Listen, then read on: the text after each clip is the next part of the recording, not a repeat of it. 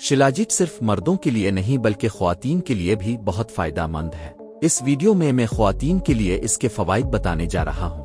सबसे पहला फायदा हार्मोन बैलेंस है, क्योंकि शिलाजीत में फॉलिक एसिड पाया जाता है जो एस्ट्रोजन और प्रोजेस्टेरोन लेवल को बरकरार रखता है। इसे इस्तेमाल करने के लिए 1 कप गर्म दूध में 2 से 4 कतरे शिलाजीत डालें और सोने से पहले पी लें। अगर आप इरेगुलर पीरियड्स या जिल्द की तनाव जैसे मसाइल का शिकार हैं, तो 1 कप गर्म पानी में 2 से 4 कतरे शिलाजीत डालें और खाली पेट पी लें। अनीमिया यानी खून की कमी के लिए भी ये बहुत फायदेमंद है।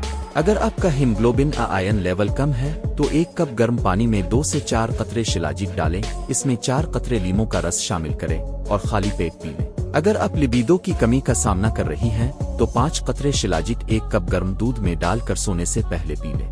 वजन कम करने और ओबेसिटी के लिए भी शिलाजीत बेहतरीन है। 1 कप गर्म पानी में 4 से 5 कतरे शिलाजीत और 1 चम्मच शहद शामिल करें और बेहतरीन नताइज के लिए ये अमल 2 माह तक जारी रखें। आप शिलाजीत हमसे भी खरीद सकते हैं।